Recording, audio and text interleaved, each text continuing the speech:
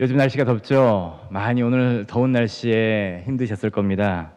이렇게 날씨가 너무나 덥고 무더운 시기에는 이 건강한 사람들조차도 이제 날씨 하루하루를 버티기가 힘든데 많은 사람들이 이럴 때 짜증내고 힘들어하죠. 그런데 이렇게 건강한 우리들도 힘든 날씨 속에서 이렇게 겨우 버티고 있는데 허약하신 분들이나 아니면 나이가 많으신 분들, 그 우리 어르신들을 보게 되면은 그 힘든 것들이 이루 말할 수 없을 것 같습니다. 보통 이렇게 신방을 하게 되면은요, 우리 혼자 사시는 어르신들은 전기세 아까워서 그리고 선풍기 있는데 덥지 않다라고 하면서 그 무더운 여름에도 힘들게 보내고 계시더라고요.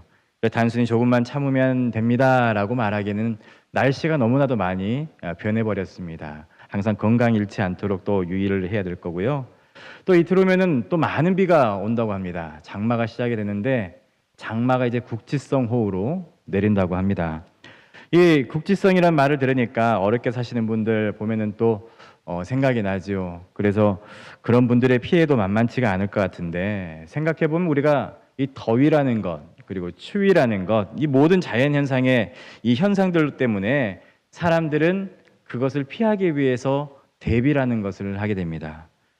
이처럼 인간은 누구나 스스로를 돌보고 보호하려고 하는 본능이 있지만은 사실 인간의 노력과 힘으로 스스로 지킬 수 있는 데에는 한계라는 것이 있다라는 것입니다. 아무리 자기 자신을 돌보고 그리고 보호하려고 노력을 해도 우리가 통제할 수 없는 그러한 상황 속에 우리가 많이 노출이 되게 되는 것이죠. 날씨뿐만이 아니라 질병도 그렇고 또 갑작스러운 사고 그리고 위기 이런 문제들은 우리가 감히 예측하기가 쉽지가 않습니다. 그래서 우리는 결국 우리의 삶과 안전을 하나님께 맡길 수밖에 없는 것이죠. 인간이 할 수 있는 돌봄과 보호가 우리가 그것을 한계를 우리가 맞닥뜨렸을 때에 최종적으로 우리를 지키시고 보호하실 수 있는 분은 우리 하나님밖에 없다는 것을 우리가 또 느끼게 됩니다. 우리가 믿는 하나님은요, 결코 무관심하거나 아니면 냉담하게 멀리서 우리를 그냥 바라보는 그러한 신이 아니십니다. 그분은 인격적인 하나님이라고 할 수 있습니다. 이 인격적이라는 말은요, 그저 인간이 가지고 있는 그런 인격, 인간과 유사한 존재다라는 말이 아니라 하나님께서 우리의 감정과 고통에 깊이 공감을 하시고 우리와 친밀하게 소통을 하시고요. 또 필요할 때는 적극적으로 개입하시는 그러한 하나님이시라는 것을 말씀하는 겁니다. 우리가 인생을 살다가 고통스러워질 때 그리고 힘들 때가 있습니다. 우리 하나님은 우리의 외침과 간구를 외면하거나 무시하시는 분이 아니시라는 거예요. 오히려 우리의 신음과 작은 미세한 울음소리조차 하나님께서는 세심하게 들으시고 즉시 그 반응하시는 아바 아버지 하나님이시라는 것을 잊지 마시기 바랍니다. 마치 사랑하는 자녀가 아파하고 괴로워할 때에 절대로 외면할 수 없는, 외면하지 않으시는 이 부모님과 같은 그런 마음으로 우리를 도우시고 지키시고 불쌍히 여기시는 하나님이시라는 것입니다. 또한 우리가 아픔을 겪고 있을 때에 하나님은 우리의 상처를 어루만져 주시고 그리고 어머니같이 따뜻하게 품어주시는 분이시라는 겁니다. 여러분, 아기가 울 때에 어머니가 그 아기를 품에 안고 달랠 때 그 달래고 상처난 부위를 세심하게 보살펴 주는 것처럼 하나님도 우리의 아픔을 바라봐 주시고 만져주시고 이해해 주시고 우리 곁에서 그 모든 고통을 함께 느껴 주신다는 것입니다. 제가 어렸을 적에 집 앞 바닷가에서 낚시를 하다가 다친 적이 있었습니다. 낚시 바늘을 던지다가 실수로 제 손가락에다가 바늘을 던지고 말았습니다. 그래서 깊이 박혀버렸어요. 아직도 흉터가 있는데 이 무거운 뽕돌이 함께 날아가기 때문에 그 속도 때문에 박히는 충격도 컸고 아무리 힘을 줘도 바늘이 빠지지가 않는 겁니다. 이 낚싯바늘에는요, 고기가 물었을 때 도망가지 못하게 하는 작은 갈고리가 반대로 되어져 있습니다. 그래서 그것 때문에 반대로 빼는 게 더 어렵게 만들어진 것이죠. 이 고통 속에서 어찌할 바를 모르고 낚싯대를 들고 한 손으로 손가락을 부여잡은 채로 이제 터벅터벅 집으로 돌아가고 있는데요. 그리고 밭에서 일하고 계시던 어머니가 보여서 제가 힘없이 엄마 하고 불렀습니다. 그러자 그 어머니는 들고 계시던 호미를 내팽개치시고 그냥 그 고무신을 신고 잽싸게 저에게 달려오시는 거예요. 그리고는 아무 말도 없이 저를 안고 집으로 가서 바늘을 조심스럽게 빼주시는 것입니다. 이 치료를 다 마친 뒤에 어머니께 물었습니다. 엄마, 내가 엄마를 부르기만 했는데 어떻게 알고 달려온 거야? 라고 하니까 어머니가 이렇게 말씀하셨습니다. 아들 목소리만 들어도 다 알지 하는 거예요. 그 순간에 저는 깨달았습니다. 이 어머니의 사랑이라는 것이 설명할 수 없는 주파수를 느끼게 되고 이 본능적으로 헌신하는 어머니의 그러한 마음이 사랑하는 자녀의 음성을 캐치하고 상태를 알아보게 된 것이죠. 그리고 훗날에 생각해 보니까 하나님 아버지의 마음도 이와 같지 않을까 생각을 했습니다. 우리가 작게 외쳐도 마음속 깊은 신음소리 하나에도 귀 기울이시는 하나님, 그분은 우리가 부르기만 해도 그냥 이 자리에 앉아서 아버지, 주여, 그 음성만 들어도 모든 걸 아시고 달려오시는 아버지라는 사실을 잊지 마시기 바랍니다. 이처럼 하나님께서 우리 인생 가운데에 돌아오실 때에 찾아오실 때는요, 하나님은 결코 우리를 두렵게 하거나 우리를 거리를 두고 멀리서 엄숙하고 엄중하게만 지켜보는 것이 아니라는 것이죠. 우리가 흔히 거룩하다라는 것을 생각할 때요, 너무 엄숙하고 딱딱한 이미지가 연상되고는 하는데, 하지만 하나님께서는 그런 거리감을 유지하면서 우리에게 다가오시는 것이 아니라 우리가 친밀하게 경험할 수 있도록 가까이 다가오신다는 것입니다. 우리를 있는 그대로 받아주시고 따뜻하고 친밀하게 만나주시는 분이 바로 우리 아바 아버지 하나님이시라는 것이죠. 특히 하나님께서 우리에게 다가오실 때에는요, 우리를 도우시는 분으로 다가오십니다. 헬퍼로 다가오십니다. 성령께서 우리를 삶 가운데에 헬퍼로 오셔서 우리가 연약하여서 스스로 해결할 수 없는 그런 문제들을 직접 처리하여 주시고 우리 인생의 무거운 짐을 함께 짊어져 주시고 우리가 제대로 걸어갈 수 있도록 길잡이가 되어 주신다는 것입니다. 이것이 바로 우리가 하나님을 인격적인 하나님이라고 부르는 까닭이 되는 것이죠. 여러분, 우리는 종종 이런 이야기를 합니다. 저분은 정말 인격적이다. 목사님이나 장로님, 우리 권사님, 집사님이 참 인격적이신 분이십니다 라고 이야기를 하는데요, 여기서 말하는 인격적이다 라는 말은요, 정확하게 무엇을 뜻하는 겁니까? 이 인격이라는 것은 간단하게 말하면은 그 사람의 됨됨이를 말하는 것이죠. 그래서 다시 말해서 인격이 뛰어나다라는 것은 사람이 제대로 됐다, 그리고 사람다운 사람이다, 사람의 품격과 인성을 갖춘 사람이다 라고 이야기하는 것이죠. 그래서 누군가를 두고 인격적이다라는 표현을 사용하면 그 사람에게서 참된 인간미와 품격을 느낄 수가 있는 것이죠. 그렇다면 이런 사람한테 하는 표현을 하나님께 적용해서 하나님이 인격적이시다 또는 하나님은 인격의 신이시다 라고 말할 때는요, 어떤 의미가 담겨져 있을까요? 이 논리적으로 보면은요, 사람에게 표현하는 그 표현법을 하나님에게 표현한다는 것은 맞지 않을 수도 있습니다. 이 신은 신이지 어떻게 인격이라는 인간적인 개념으로 표현할 수 있는가라고 할 수 있습니다. 하지만 여러분, 여기에서 놀라운 진리가 숨겨져 있는 것입니다. 우리가 믿는 하나님은요, 단지 멀리서 초월적으로 존재하시는 하나님이 아니라 인간의 몸을 입고 이 땅에 오신 예수 그리스도를 통해서 자신을 드러내신 분이시라는 겁니다. 하나님께서 예수 그리스도를 통해서 인간의 모습으로 우리에게 찾아와 주셨다는 것이죠.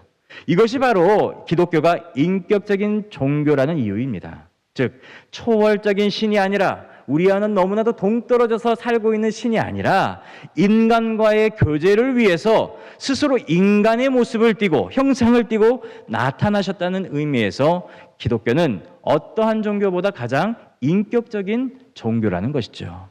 물론 하나님을 믿고 거룩하신 하나님을 바라본다고 해서 우리가 하루아침에 우리가 완벽하게 거룩해지는 것은 아닙니다. 인간은 원래 연약하고 부족한 존재라는 것을 다 알고 있죠. 이 하나님과의 교제를 통해서 거룩함을 조금씩 닮아가는 과정, 즉 거룩을 추구하고 닮아가는 이 성화의 과정 속에 우리는 놓여 있는 것일 뿐입니다. 우리가 거룩해질 수는 없어요. 하지만 거룩해지는 과정 속에 있을 수는 있다는 겁니다. 그런데 여러분, 사람은요, 결국에는 사람이에요.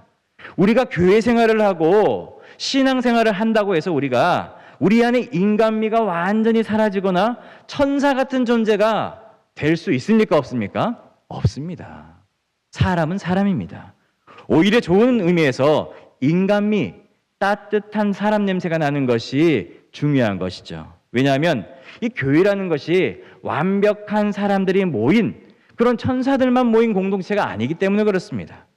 여전히 부족하고 여전히 연약한 사람들이 모인 곳이 바로 이 교회 공동체라는 거예요. 이 예배당에 모이는 사람들이 천사나 신이 아니라 바로 예수님을 믿고 따르는 부족한 사람들이라는 것이죠. 어떤 의미에서 보면 이 바깥에서 교회를 쉽게 비난하는 사람들, 이런 모습을 보고 이 부족한 인간적인 모습을 보고 비난하는 사람들이 있을 수도 있습니다. 그런데 여러분, 그것은 교회에 대해서, 성도에 대해서 하나만 알고 둘은 모르는 것이라고 할 수 있습니다. 이 교회에 있는 사람들의 이 결함만을 보고 전체를 비난하긴 하는 것은 쉽지만 사실 교회는 적어도 정직한 공동체라는 것이죠. 교회 안의 사람들이 부족하고 때로는 넘어진다 할지라도 그 모습 그대로 정직하게 드러내고 인정하기 때문에 그렇습니다. 이 인간 냄새가 나는 공동체라는 점이 교회가 가지고 있는 진정성이라고 할 수 있는 것이죠. 이 교회 안에 있는 사람들의 부족함이나 실수는 인간적인 면에서 이해할 수 있는 부분입니다. 하지만 때로는 그 인간적인 면이 너무나도 지나치게 되어서 이기심이나 싸움, 욕심 같은 이 좋지 않은 냄새, 즉 영적인 악취가 풍길 수도 있습니다. 이런 경우에는 교회가 오히려 사람들에게 상처를 줄 수도 있고 하나님의 이름을, 영광을 가릴 수도 있겠죠. 그래서 오늘 바울 사도는요, 우리에게 다른 냄새, 곧 좋은 향기를 풍기라고 본문 말씀을 통해서 이야기를 하고 있습니다. 그 향기는 바로 그리스도를 아는 냄새라는 것입니다. 이 본문 고린도서 2장 14절에는 이렇게 기록되어 있습니다. 함께 읽어보도록 하겠습니다. 항상 우리를 그리스도 안에서 이기게 하시고 우리로 말미암아 각 처에서 그리스도를 아는 냄새를 나타내시는 하나님께 감사하노라. 아멘. 여기서 냄새라는 것은요, 보통 우리가 코로 냄새를 맡지 않습니까? 이 후각을 통해서 맡게 되는데, 그런데 바울 사도는 여기에서 그리스도를 아는 냄새라고 표현을 하고 있습니다. 이 코로 맡는 일반적인 냄새가 아니라는 것이죠. 이 냄새는 단순히 후각적인 경험을 뛰어넘어서 영적인 것이고 우리의 삶과 인격을 통해서 나타내는 냄새라는 것입니다. 그래서 바울 사도는요, 이 냄새를 어떻게 표현을 하냐면 나타내다라고 본문을 통해서 이야기를 하고 있습니다. 나타내다. 여러분, 나타낸다는 말은요, 이 보인다라는 말로도 표현할 수가 있습니다. 바꿔 말할 수가 있어요. 나타내다, 보여야지 나타내는 것이죠. 다시 말해서 이 냄새는 시각적으로, 즉 우리의 삶의 모습을 통해서 사람들이 알아보고 느끼게 되는 영적인 향기로 나타나는 것을 말하는 것입니다. 바로 이 지점이 매우 중요한데요, 예수 그리스도를 믿는 사람은 그 믿음으로 인하여서 변화가 되고 그 변화된 모습이 삶과 그의 인격 속에 자연스럽게 드러나게 되는 것입니다. 예수 그리스도의 복음이 우리 인격 속에 녹아들어서 향기가 되고 또 나타나게 되는 것이죠. 바로 이것이 그리스도를 아는 냄새이고 예수를 믿는 사람들의 인격에 나타나는 특징이라고 할 수 있습니다. 그런데 종교개혁자 깔뱅은요, 이 부분에 대해서 유명한 말을 남겼는데요, 그는 이렇게 말했습니다. 양의 울타리 안에도 이리가 있고 울타리 밖 세상에도 양이 있다라는 것이죠. 여러분, 무슨 뜻일까요? 이 교회에 다닌다고 해서 모두가 참된 신앙인 진짜 양인 것은 아니라는 것입니다. 오랫동안 교회를 다녔다 할지라도 예수 그리스도를 인격적으로 영접하지 않은 사람들이 있을 수 있다는 것입니다. 이 교회 출석이라는 외적인 모습으로만 구원을 얻는 것이 아니기 때문에 그렇죠. 그럼 뭐가 필요할까요? 반드시 예수님을 마음속으로 진심으로 영접하는 그러한 것이 필요하다는 것입니다. 혹시라도 여러분들 중에 예수님을 영접하는 것이 교회 처음 나오는 사람들이나 하는 것처럼 너무 유치하거나 중요하지 않다라고 생각하는 분들이 혹시 계실까요? 하지만 여러분, 그렇지 않습니다. 이것은 너무나도 중요한 일입니다. 예수님을 인격적인 분이신데 그는 우리의 마음에 무턱대고 그냥 훅 들어오는 그런 분이 아니라는 거예요. 반드시 우리가 마음의 문을 열고 주님, 내 마음속에 들어와 주십시오, 내 마음의 주인이 되어 주십시오라고 고백할 때만이, 그때 영접할 때만이 우리 마음에 들어와 주신다는 것입니다. 물론 거짓으로 예수님을 영접한 척할 수도 있습니다. 하지만 이 거짓 영접은요, 반드시 시간이 지나면 드러날 수밖에 없는 것이죠. 왜냐하면 예수를 진심으로 영접한 사람은, 그리고 거짓으로 영접한 사람 사이에는 이 풍기는 냄새가 다르다는 것입니다. 진정한 예수님을 영접한 사람은 예수 그리스도의 생명의 씨가 그 마음밭에 심겨있기 때문에 그것이 자라나서 그 씨가 자라고 마음이 변화되고 삶의 모습이 변화될 수밖에 없는 것입니다. 예수 그리스도를 진정으로 영접하면 내 안에 오신 예수님께서 내 마음을 다스려 주시고 변화시키기 때문에 결국 내 모든 모습 속에서 예수 그리스도의 향기를 나타낼 수밖에 없다는 것입니다. 이처럼 그리스도를 아는 냄새는요, 진정으로 예수를 영접한 사람에게서만 나타나는 향기라고 할 수 있습니다. 이 향기는 사람의 삶과 인격 그리고 모습으로 드러나기 때문에 영적인 향기라고 할 수 있습니다. 예수 그리스도를 진심으로 영접한 분들에게 이 향기가 분명히 나타날 수밖에 없는 것이죠. 왜냐하면 예수님의 향기가 우리 생각에, 우리 행동에, 계획에 스며들어 있기 때문에 냄새가 안 날래야 안 날 수가 없다는 것입니다. 우리 옆 사람에게 한번 인사해 보겠습니다. 당신에게서 예수님의 향기가 납니다 하고요. 그렇습니다. 우리에게서 나야 되는 것은요, 예수 그리스도의 향기밖에 없습니다. 여러분, 외국에서 오래 살던 사람들은요, 말도 다르고 문화도 다르기 때문에 사람들과 쉽게 가까워질 수가 없다고 합니다. 그런데 놀랍게도 예수님을 믿는 사람끼리는 처음 만났는데도 금방 서로를 알아보고 친근하게 느낄 때가 있다고 합니다. 이 피부색이 다르고 사용하는 언어도 전혀 다른데도 그렇게도 빨리 친근해진다고 해요. 마치 오래전부터 알고 지낸 친구처럼 가까운 감정을 느낀다고 합니다. 그런데 여러분, 처음 봤는데 어떻게 이런 일이 일어날 수가 있을까요? 그 이유는 아주 단순하면서도 놀랍습니다. 성령님이 함께 하시는 사람은 성령을 통해서 다른 사람의 성령을, 그 안에 있는 성령을 볼 수 있기 때문에, 만날 수 있기 때문에 그런다는 것이죠. 우리 안에 같은 하나님의 영이 계시기 때문에 말이 잘 통하지 않아도 마음이 통한다는 것입니다. 1993년도 3년도에 아마 목포에서 칼기가 그 대한항공이 아마 추락을 했죠. 그때 제가 그날 추락하는 날 일본을 가게 되었습니다.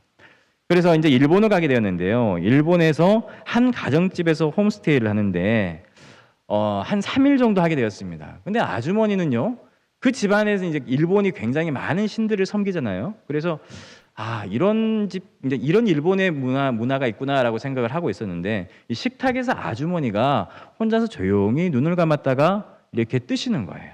그래서 혹시라도 이게 이렇게 다른 잡신에게 기도를 하는 건가라고 하고 보고 있었는데, 그 다음번에는 입술을 보니까 아멘 하는 거예요. 그래서 이분이 크리스찬인가? 라고 생각을 하게 되었습니다. 나중에 이제 제 또래의 친구와 함께 그 일본 그 가정에 친구와 함께 사귀기 위해서 그 가정에 들어갔었는데, 그 친구는 학교를 가버리고 이 아주머니와 함께 그 시간들을 보내게 되었어요. 말은 안 통하죠.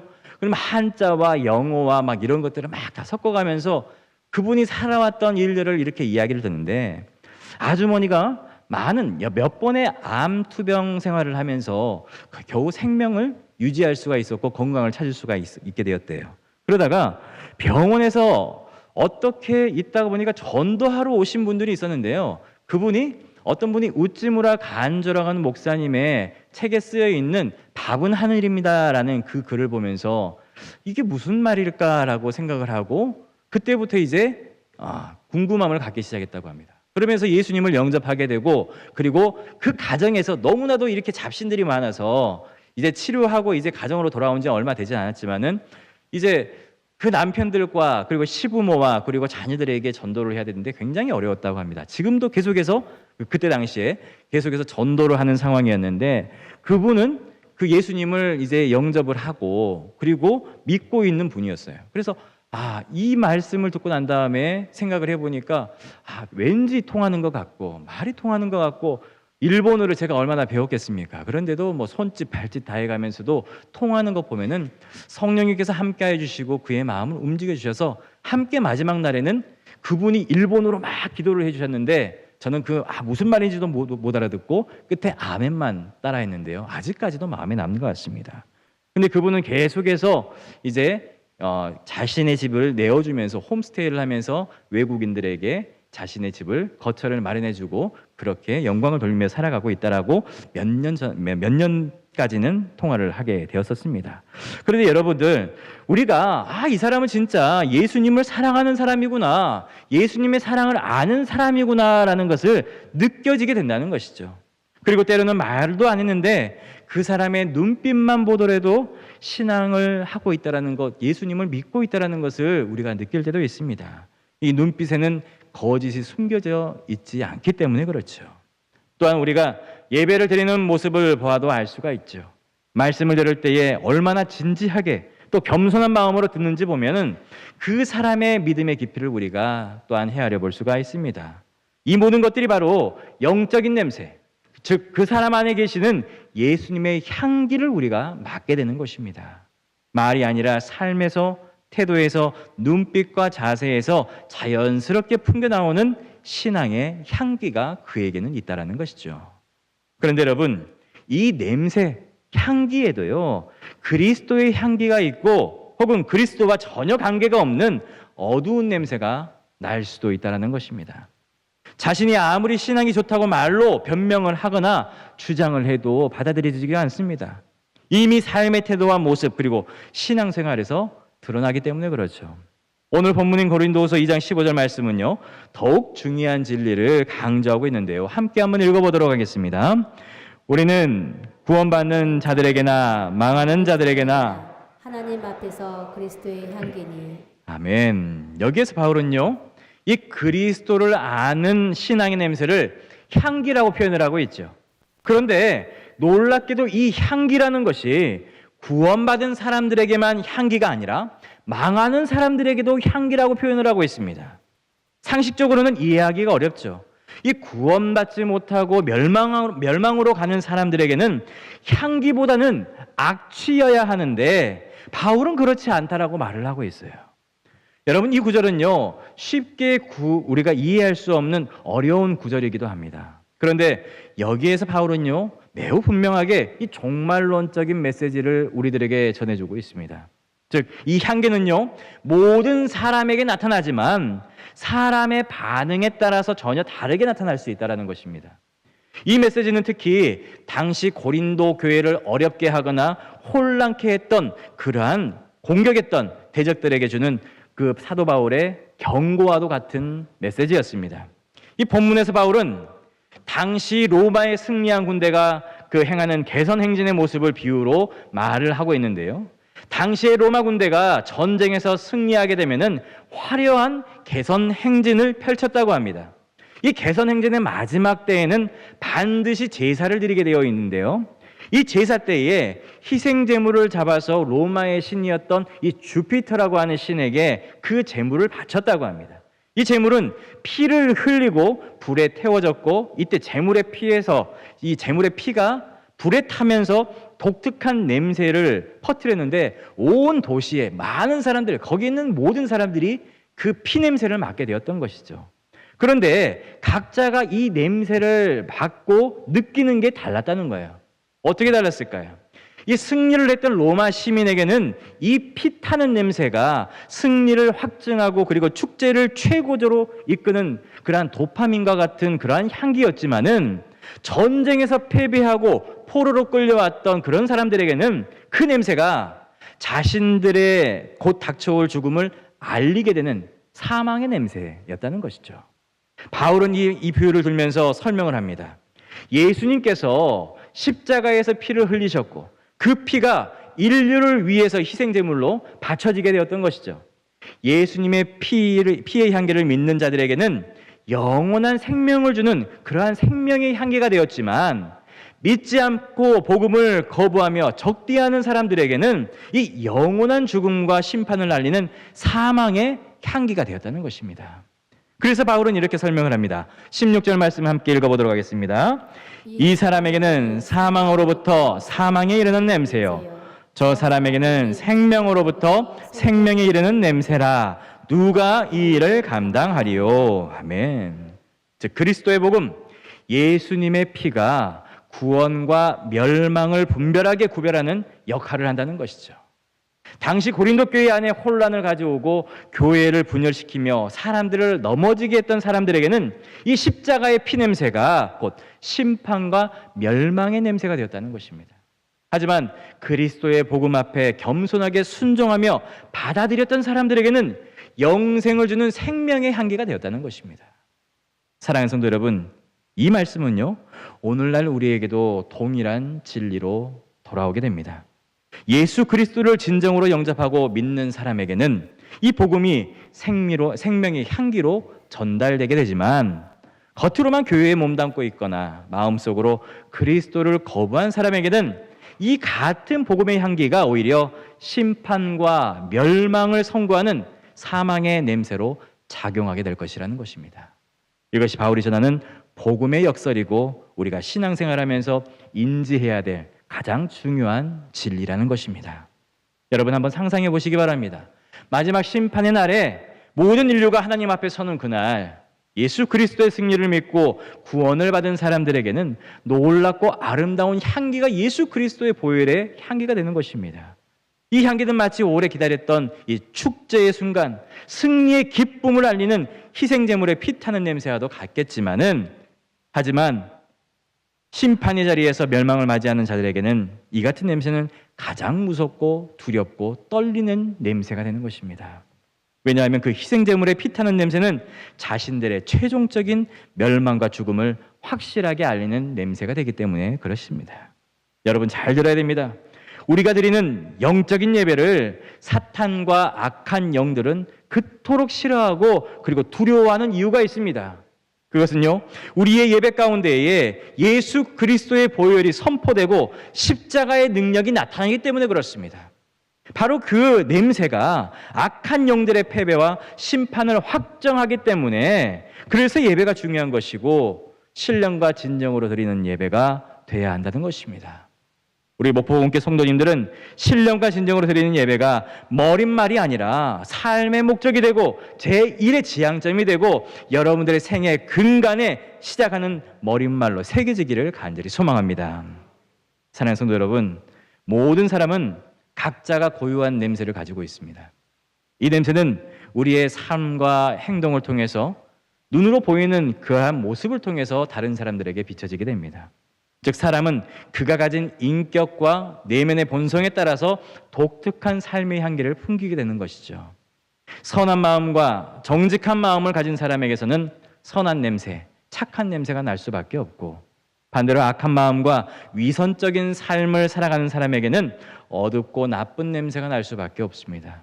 아무리 겉으로는 좋은 척을 해도, 신앙 좋은 척을 해도, 거룩한 척을 해도 그 근본이 바뀌지 않으면 결국 악취를 다른 사람들에게 들킬 수밖에 없습니다.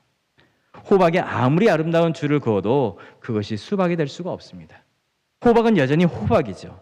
다른 사람들에게 수박으로 나를 좀 불러달라고 해도 호박은 호박입니다. 하지만 예수님을 진짜 만난 사람들은 다르죠.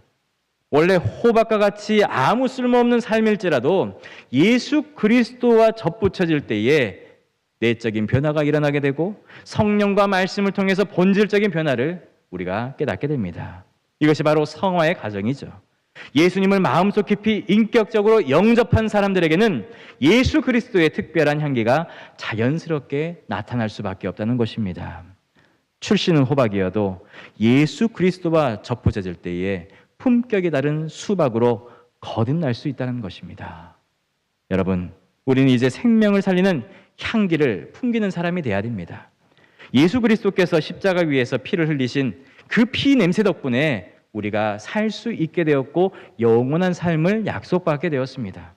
이제 우리가 그 놀라운 생명의 향기, 예수 그리스도의 향기를 이 세상 가운데에 풍기며 살아가시기 바랍니다. 그것이 바로 우리를 구원하신 주님께서 우리에게 원하시는 삶의 모습이 되겠죠. 눈으로 보이는 우리의 삶과 태도와 말과 행동, 예배의 자세, 고난 속에서도 드러나는 믿음, 그리고 관계 속에서도, 그리고 드러날 수 있는 사랑과 용서의 모습 속에서 우리가 스스로 예수 그리스도의 향기를 품어내시기를 간절히 소망합니다. 그러므로 이제 우리는 다음의 삶을 우리가 결단해야 될 것입니다. 첫 번째로는 예수 그리스도를 인격적으로 영접하시기 바랍니다. 두 번째로는 날마다 십자가 앞에서 자신을 죽이고 부활의 생명으로 살아가시기 바랍니다. 세 번째로는 그리스도의 향기를 품고 세상 속에서 그 냄새를 풍기며 나타내시길 바랍니다. 또한 누구에게든 생명을 살리는 복음의 향기가 되시기를 간절히 소망합니다. 향기라는 것은요, 숨기려고 해도 숨길 수가 없습니다. 예수 그리스도를 품은 사람은 그 존재만으로도 생명의 통로가 되는 것이죠. 그 냄새가 가정에서, 교회에서, 일터에서, 세상에서 이 향기를 퍼뜨리게 되면 그 향이 사람을 살리고 죽어가는 영혼을 다시 소생케 하는 그러한 향기가 될 것입니다. 예수 그리스도의 향기가 바로 여러분인 줄 믿으시기 바랍니다. 여러분들의 삶 속에서 예수 그리스도의 향기가 진하게 퍼져나가기를 간절히 축원합니다. 우리 옆 사람에게 인사하겠습니다. 당신이 예수님의 향기입니다 하고요. 예수님의 향기를 풍기면서 살아가시기를 소망합니다. 기도하겠습니다. 사랑과 은혜가 충만하신 하나님 아버지, 오늘도 주님의 말씀 앞에 서게 하시고 우리의 존재가 그리스도의 향기임을 다시금 깨닫게 하심에 감사드립니다. 우리가 살아가는 이 세상이 아무리 혼탁하고 악취로 가득하다 할지라도 우리 안에 계신 예수 그리스도의 향기는 결코 사라지지 않게 하여 주옵소서. 우리의 삶이 날마다 십자가 앞에서 죽고 부활의 주님과 함께 새 생명으로 살아가는 복음의 향기가 되게 하시며 우리의 교회가 주님의 향기를 세상에 흘러보내는 거룩한 공동체가 되게 하여 주옵소서. 우리 향기 되시는 예수님의 이름으로 기도하옵나이다. 아멘.